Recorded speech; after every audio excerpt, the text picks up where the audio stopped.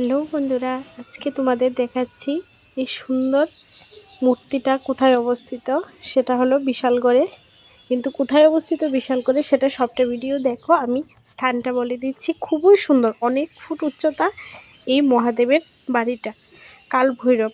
তোমরা ভিডিওটা দেখো, চলো সবটা দেখাচ্ছি তোমাদের। প্রথমে ঢুকে গেলাম, মন্দিরটাতে প্রবেশ করলাম ভেতরে। নতুন তৈরি করেছে, প্রথমেই ছিল এটা, অনেক সাল হয়েছে, অনেক খ্রিস্টাব্দ আগে এটা বানানো হয়েছে। কিন্তু একদম সিমেন্ট ইট দিয়ে এইসব দালান করে বানানো হয়েছে, বেশি দিন হয়নি। অনেক উচ্চতা এই মহাদেব ঠাকুরটা। এই দাদু পূজা করে সব সময়, দাদুর বাড়িতেই স্থাপন করা হয়েছে। তোমরা সবাই এসো, এবার মহাশিবরাত্রিতেও এসো। আমরা দুজন গিয়ে কালকে ঘুরে এসেছি, আমাদের বাড়ির পাশেই। আমরা ভিতরে ঢুকিনি, দরজাটা খোলা থাকে। আমরা বিকেলে সন্ধ্যার আগে গিয়েছিলাম, তার জন্য বন্ধ ছিল দরজাটাও খোলা থাকে। খুব খুব খুব সুন্দর। এই শিবলিঙ্গটাও অনেক বড়, ভিডিওতে বোঝা যাচ্ছে কি না বুঝতে পারছি না। এই দেখো ঠিকানাটা, বিশালগড় জাঙ্গালিয়া কাল ভৈরব বাড়ি। ফোন নাম্বারও আছে, তোমরা যোগাযোগ করেও আসতে পারো। কোন দিন বন্ধ থাকে, কোন দিন খোলা থাকে, উনি বাড়িতে থাকেন কিনা দাদু।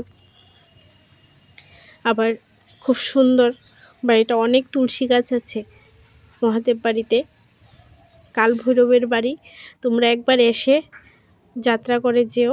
দেখো দুই সাইডে, মন্দিরটার দুই সাইডে দুইটা কলা গাছ, দুটা কলা গাছেই কলা এসেছে, থুর এসেছে। খুব সুন্দর লেগেছে আমার এই জিনিসটা দেখে। আর দেখো কত বড়, কাছ থেকে দেখলে তোমরা বুঝতে পারবে সেটা অনেক বড়।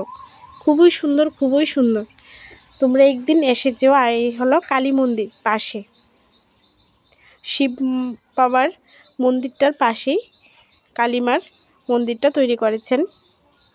খুবই সুন্দর, কারণ আমরা জানি যেখানে কালী মায়ের মন্দির সেখানে শিব ঠাকুরের মন্দির থাকে, আর যেখানে শিব ঠাকুরের মন্দির সেখানে কালী মায়ের মন্দির। আর তোমাদের রাস্তাটা চিনিয়ে দিচ্ছি, এটা হলো সাবরুম আগরতলা রোড।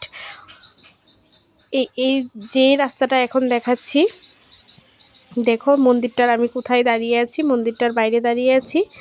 সাবরুমের দিকে যখন যাবে তখন বাঁ সাইড, আর যখন তোমরা আগরতলার সাইডে যাবে তখন এটা পড়বে ডাইন সাইডে। এ দেখো চলিলাম যাচ্ছে একদম সোজা পথটা, তোমরা আশা করছি চিনে গেছো রাস্তাটা। এই চরিলামের রাস্তা হলো সাবরুমের রাস্তাটা।